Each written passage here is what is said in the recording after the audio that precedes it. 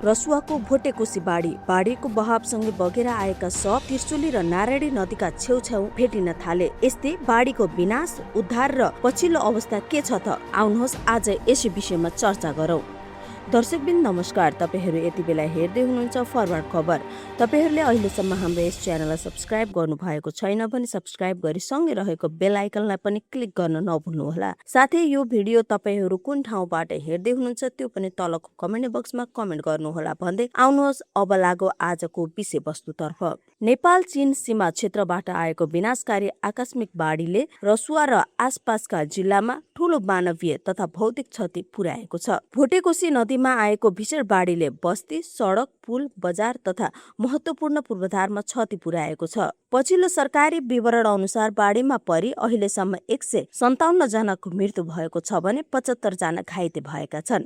275 जना अझै सम्पर्कविहीन छन्। उद्धार टोलीले 116 जनालाई हेलिकप्टर मार्फत उद्धार गरिसकेको छ र उद्धार तथा खोजी कार्य अझै जारी छ। यस्तै बुधबार बिहान रसुवाको रसुवागढी तथा तिमुरे क्षेत्र हुँदै भोटेकोसी नदीमा अचानक ठूलो बाढी आएको थियो। बाढीको प्रभाव रसुवामा मात्र सीमित रहेन, भोटेकोसी र त्यसपछि त्रिशुली नदीको तटीय क्षेत्रमा समेत ठूलो क्षति पुगेको छ। तिमुरे, स्याप्रुबेसी, मेलुङ, बेत्रावते, त्रिशुली बजार लगायत क्षेत्र प्रभावित भएका छन्। बाढीले करिब 19 वटा पुल तथा झण्डै 40 किलोमिटर सडकमा क्षति पुगेको प्रारम्भिक विवरण छ। सञ्चार तथा विद्युत सेवा समेत प्रभावित भएका छन्। बाढीको बहावसँगै बगेर आएका सब त्रिशुली र नारायणी नदीसम्म पुगेका छन्। पछिल्लो विवरण अनुसार चितवन, धादिङ, नवलपुर, गोर्खा, नुवाकोट, तनहुँ र रसुवा लगायत जिल्लामा शव फेला परेका छन्। चितवनमा मात्रै ठूलो संख्यामा शव फेला परेको नेपाल प्रहरीको विवरण उद्धृत गरिएको छ। यस घटनामा स्थानीय बासिन्दासँगै सीमा क्षेत्रबाट तिब्बततर्फ जाने तयारीमा रहेका पर्यटक तथा तीर्थयात्री समेत प्रभावित भएका छन्। विभिन्न स्रोतमा सम्पर्कविहीन पर्यटकको संख्या फरक उल्लेख भएकाले आधिकारिक सूची अद्यावधिक भइरहेको छ। यस्तै अब चर्चा गरौँ बाढीको कारण के थियो भन्ने बारेमा। प्रारम्भिक अध्ययनले यो सामान्य वर्षाका कारण आएको नभई हिमनदी वा बरफ चट्टान खस्ने घटनासँग सम्बन्धित आकस्मिक बहाव हुन सक्ने देखाएको छ। अमेरिकी भूगर्भ सर्वेक्षणको विश्लेषणले समेत हिमनदीसँग सम्बन्धित पतनलाई सम्भावित कारणका रूपमा देखाएको अन्तर्राष्ट्रिय समाचार संस्थाहरूले जनाएका छन्। त्यसैले घटनाको वास्तविक कारणबारे थप वैज्ञानिक अध्ययन भइरहेको छ। यस्तै बाढीपछि नेपाली सेना, नेपाल प्रहरी र सशस्त्र प्रहरी उद्धार तथा खोजी कार्यमा परिचालित छन्। रसुवामा जोखिममा रहेका तथा घाइते व्यक्तिले उद्धारका लागि नेपाली सेना र निजी हेलिकप्टर परिचालन गरिएको छ। उद्धार कार्य बिहिबार बिहानदेखि थप तीव्र बनाइएको छ। नेपाली सेनाले प्रभावित क्षेत्रमा करिब 8 टन राहत सामग्री पठाएको जनाएको छ। सरकारले घाइतेको निशुल्क उपचार, अवरुद्ध सडक खुलाउने, विद्युत तथा सञ्चार सेवा पुनः सञ्चालन गर्ने र क्षतिग्रस्त सार्वजनिक संरचनाको पुनर्निर्माणका लागि आवश्यक स्रोत व्यवस्थापन गर्ने निर्णय गरेको छ।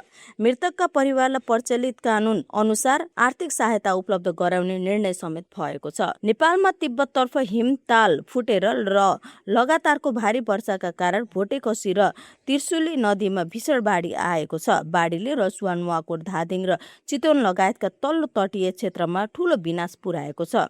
गैरातीदेखि आएको यो विनाशकारी बाढीका कारण रसुवाको सीमावर्ती क्षेत्र टिमुरे, स्याफ्रुबेसी र रसुवागढी नाका आसपासका सयौं घर भन्सार लगायत भन्सार कार्यालय, प्रहरी चौकी तथा जलविद्युत आयोजनाका महत्वपूर्ण संरचनाहरू बगाएको छ। माथिल्लो भेगमा हिमताल फुटेपछि एकाएक नदीमा पानीको सतह अकल्पनीय रूपमा बढेको थियो।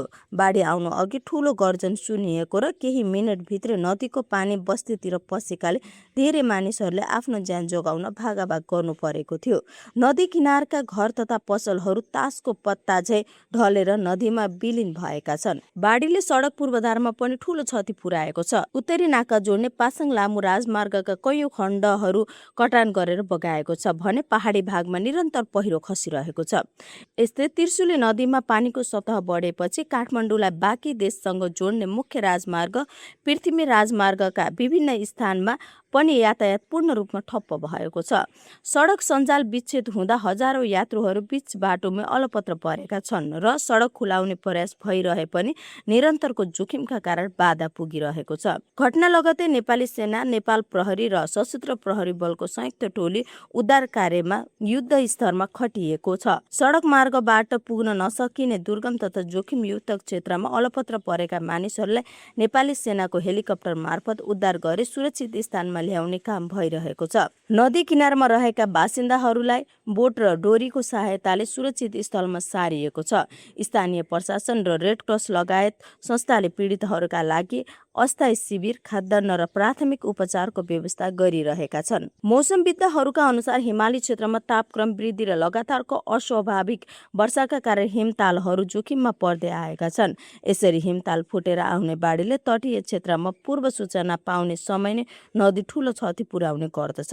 जल तथा मौसम विज्ञान विभागले मौसम अझै पूर्ण रूपमा सुधार भइ नसकेकाले भोटेकोशी, त्रिशुली र नारायणी नदी आसपासका क्षेत्रमा बस्ने बासिन्दाहरूलाई उच्च सतर्कता अपनाउन आग्रह गरेको छ। नदीको बहाव अझै उच्च रहेकाले सर्वसाधारणलाई सुरक्षित र अग्लो स्थानमा रहन, अनावश्यक यात्रा नगर्न र स्थानीय प्रशासनले दिएको सुरक्षा निर्देशिका कडाइका साथ पालना गर्न अनुरोध गरिएको छ। यस्तै बाढी प्रभावित क्षेत्रमा अझै पनि उद्धार र खोजी कार्य जारी छ। सडक, पुल र सञ्चार संरचना भएको क्षतिका कारण कतिपय दुर्गम क्षेत्रमा उद्धार टोली पुग्न कठिन भइरहेको छ। जल तथा मौसम विज्ञान विभागले पनि बाढी सम्बन्धी चेतावनी जारी राखेको छ। बाढी तथा मौसम सम्बन्धी आपतकालीन जानकारीका लागि विभागले टोल फ्री नम्बर 1155 उपलब्ध गराएको छ।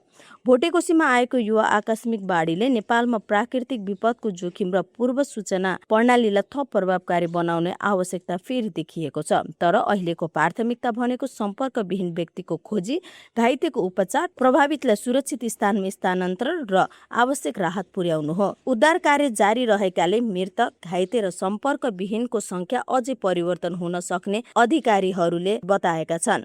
हस् त दर्शकवृन्द, आजको लागि भिडियो यति नै। तपाईहरूलाई यो भिडियो कस्तो लाग्यो? जस्तो लाग्यो त्यस्तै सल्लाह सुझाव प्रतिक्रिया तलको कमेन्ट बक्समा कमेन्ट गर्नुहोला र थप जानकारीका लागि हाम्रो च्यानललाई हेर्दै गर्नुहोला।